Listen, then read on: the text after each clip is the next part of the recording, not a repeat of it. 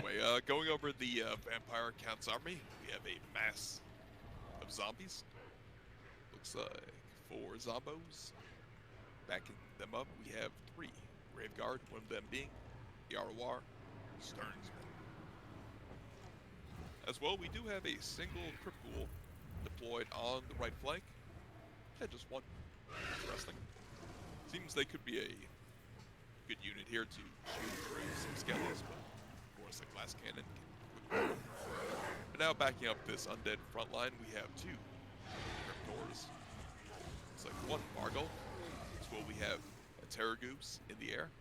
Oh, and for the leadership, I thought it was a corpse card for a second, but it is just Necromancer on foot. He just has, looks like the Forbidden Rod. Oh, the dead. For that passive regen there. Then a Blood Dragon, Vampire Lord. He's got the full kit. Helmlo, Discord, Heart Piercing, Sword of Anti-Heroes. And yeah. Dance the Macarena. Van Hale's Dance Macabre. Raise the Undead. And of course, and yeah, that rounds out this Vampire Count army. Pretty standard stuff. Just no Blood Knights. Interesting. Pretty much swapped them out for some Cryptors. And now, what has the Tomb King brought to deal with this undead threat, my son? Great question. I mean, first of all, he's going to outnumber him significantly. So looking at the Tomb King infantry to start off with, we got a little bit of defensive geometry going on here. We got Skeleton Warriors and Skeleton Spearmen in an alternating formation, so it looks like a grand total of 1, 2, 3 Skeleton Warriors and then 5 Skeleton Spearmen. Yep. We're also going to have 5 Skeleton Archers in the pocket here, backing them up for the anti-large contingent. We're going to have the Eyes of the Desert Sepulchral Stalkers. We have the Sphinx of Usep, Necrosphinx, which is going to have a field day against Crypt Horrors and the Vargulf. Also the Terragoose, since all of them have that 25% weakness to fire damage. And then we have Setcher the Imperishable. Setcher the Imperishable will be on top of his War Sphinx, and he is going to be bringing Ooze Incantation of Protection and Jap's Incantation of the Cursed Blades. So yeah, so it looks like pretty straightforward and a lot of meta builds from both players. Yeah, I forgot the Necro text as well. Silly me. Oh yeah. Both of them with the Restore to heal up those constructs. Yeah, double Restore, very strong to heal up the Sphinx. And of course, Cetra. The Sphinx of Usep, just the bane of every Vampire Count's existence. And yeah, essentially the win condition for either player. Yeah. I mean, we'll see what happens here. I mean, the Tomb Kings have a ton of chaff to clog up the Vampire Counts on their approach. So I'm wondering how well the Vampire Counts are going to be, how easily they're going to be able to shut down this ranged fire as well. You know, because even if they get into the back lines with anything like a Vargulf or something, obviously they're just at extreme risk because of that Sphinx of Usep. And these archers are going to have a field day against Crypt Horrors and things like that. Absolutely. Those Cryptors could be not long from this world. As soon as they get within firing distance, they could just disintegrate and just vanish.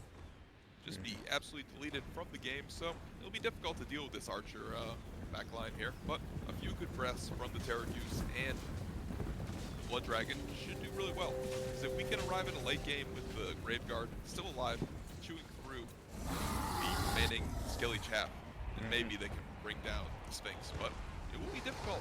Just horde upon horde of skeleton and zombie chaff about to meet, and we'll see if the skeletons can get some decent damage done early.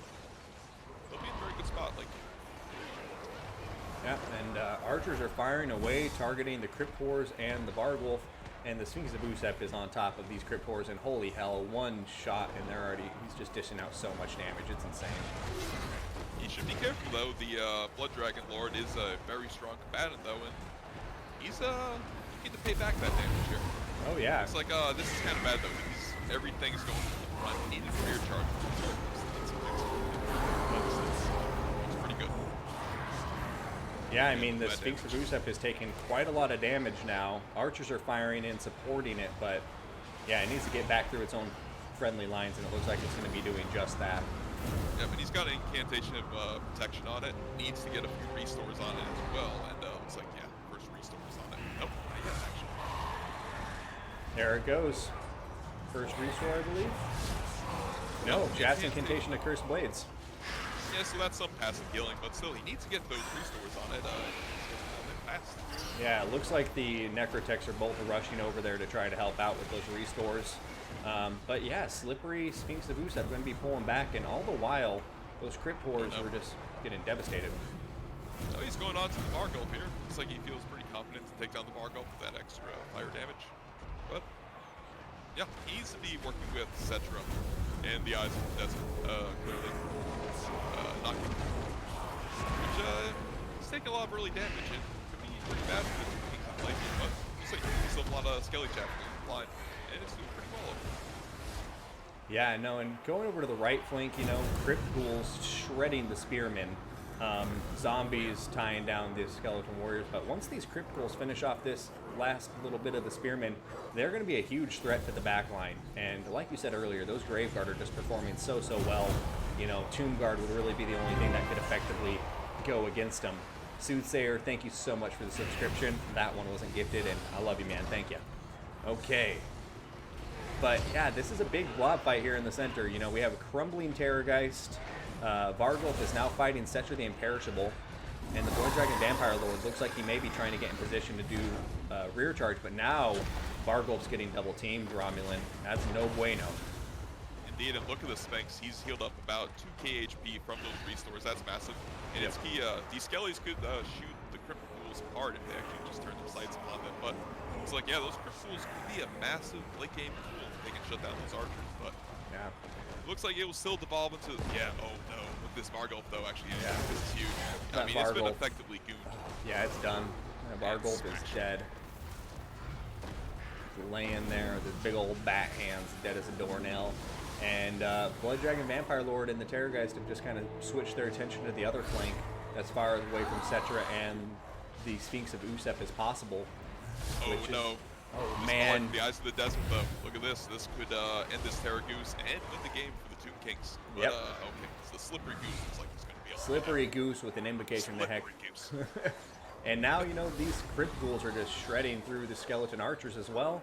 And if they can shut down the Skeleton Archers and, you know, heal back up that Terror Goose, they still have a chance here for sure. But the Eyes of the Desert and the Sphinx of Usep, very worrisome for the Vampire Counts at this point of the fight. And it just looks like their infantry is starting to get worn down. Yeah, that's the thing. With the Tomb King Chaff still alive, it's just a beautiful cushion for these constructs to get plenty of work done and eliminate the remaining tools, which are, they've really taken a lot of damage throughout this engagement here. Yep. And another massive volley from the Eyes of the Desert going onto that Terror Goose, and he does a lot of fun playing right there. Oh, a breath. Right there, my son. Oh no, that was a summon, my bad. Yeah, why did he land there? Get out of there, Terror Goose. Ew, no, Terror Goose. We're going to see the Helm of Discord getting popped. And another invocation to heck being spent on top of that Terror Goose. And Blood Dragon Vampire Lord's doing a ton of work on top of the Sphinx of Usep right now. Big hits. Yeah, this is massive. Maybe they can turn it here. Oh man, double teaming it. Maybe they can do it. They have a lot of power right here in this blob. They have Crypt Wars too, but can they do it, my son? It's so close. Looks like the Sphinx might just disintegrate. Oh, but they're pulling out. Why? The Terror Goose is gonna die. He pulled out and he died for it. He died for that cowardly action. He should have stayed and fought, but now it looks here like comes a breath. They still win. Oh! They still do it. Oh, wow. That was huge. It's crumbling. Oh my goodness. Can he kill the Sphinx of Usep right here? Yep, there it goes. Sphinx of Usep is down, and now we have a game, ladies and gentlemen. It is anybody's game at this point now, because the archers are dealt with, and the Sphinx of Usep is dealt with. That means the Necrotechs, I mean, the Sepulchral Stalkers are still here. So that's still definitely 12 beneficial. models as well. Yeah. Full combat efficiency, and it looks like Cetra just isolated himself, though. No, interesting. Okay, here we go. There he goes. Blood Dragon Whoa, Lord going no, after he's him. changing No, his mind not. again. He's going after the Necrotech. Necrotech. Yeah. Killing off the Oh, Necrotech Necrotech? or the Sepulchral Stalkers, I but would have actually charged on the Stalkers. Try and kill the sneaky snakes, and then you can take out Cetra no problem. Especially if they're isolated like that without. But, yeah, interesting choice. yeah, no, but the Crypt Ghouls getting into combat is really changing the dynamic of the infantry advantage here. Yeah. They're just shredding through the Tomb King infantry. Really love to see that. And oh, a big breath on top of all of that infantry. Pretty much just killed him off there. And here comes the Helm of Discord, and he's hitting Cetra. You know, I was really waiting for those Blood Dragon breaths, and yeah, these last couple of uses have just got massive value, essentially deleting the Sphinx. And then, I'm not sure how many kills he got on that block. It might have been. But yeah, looks like the Blood Dragon Lord is going in for the final kill. The Alrik right for the win. Yeah, Cetra taking some serious damage here, and Sword of Anti-Heroes popped on top of the Blood Dragon board too, and this is starting to swing into the Vampire Count's favor. Surprisingly enough, this is impressive stuff. The Sepulchral Stalkers down to 10 models, so they still have some an option to heal up pretty high if they get some more restores, but Cetra the Imperishable is just not suited to deal with this Blood Dragon Vampire Lord. Yeah, he doesn't have the full kit. Some of the abilities he could probably use in this late game here. And yeah, losing that Sphinx, that early damage might have really bit him and allowed it to crumble in the end there. Yeah. And, just amazing rest, really. I mean, that was some massive value. Oh, That's yeah. not something you often see, really. I mean, that was about maximum value. I mean, that was just beautiful usage there in the late game, and it was full swing on the balance of power. Here comes It the was last 60 one to on 40. top of Cetra. Oh, he kind of dodged some of that Still pretty damage. But still still good, and pretty good. oh man, Cetra may be going down here. Oh wow. What a turnaround, Romulan. That was insane. A beautiful game, and I thought the Tomb Kings had that in the bag. Yeah, look at this. The Crypt Ghouls win it with the strong right flank. The Crypt Ghouls on the sneaky flank, getting into the back line, shredding its way through one skeleton archer. It's funny because it's a unit which can just disappear. It can just start crumbling so quickly with its terrible leadership, its low armor, and before you know it, it's like, hey, where did my Crypt Ghouls go? But no, in this case, 258 kills. Forget about the Graveguard. They all died. The Sternsmen, they died. They only got, yeah, 1/3 of the kills that a lowly Crypt Ghoul got. And the Ghouls, for the win. My goodness. Yeah. And, but of course, the Blood Dragon Vampire Lord is probably the real hero, but let's focus on the Ghouls here. You know, we really don't give the Ghouls enough praise. They're kind of, you know, they're ugly, let's say it. You know, they don't look great. They're kind of drooling all the time. They probably smell bad, but the Ghouls here, with their cudgels, won the game. Yeah. That was incredible. I don't think the Blood Dragon Vampire Lord would have been able to do it without the Ghouls. It might be a bit of an... I honestly think that, with the archers alive in the late game, imagine if there were 3 Skelly archers, or at least just 2 Skelly archers in the late game shooting the dragon. Done. That could have been a lot of damage. Well, and not only that, it's like once they got into that blob fight at the end, because the Tomb Kings had a serious infantry advantage for a while there too, but once those Crypt Ghouls finish off the archers, they hit that Tomb King infantry in the back, and they were just smashing it. But yeah, those breaths too, to me, yeah, MVPs, Blood Dragon, Vampire Lord, and the Crypt Ghouls there, they just did some work. But I also got to give a shout out to those Crypt Whores. One of them was alive pretty much to the bitter end, helping a lot. In that blob combat by blocking and also just, you know, providing a bit more protection for the Dragon Lord to dive in and out. Yeah, just slowing down Cetra just that little bit so he couldn't parade through the Vampire Count lines and just crumble everything. So, yeah, what a play. What a play. Yeah, no, that was a great game and a really good comeback to Flying Taco. So we'll see. It's match point for Flying Taco now. We'll see if RTK Alrik can bring it back. Whew. Good games today. Good games.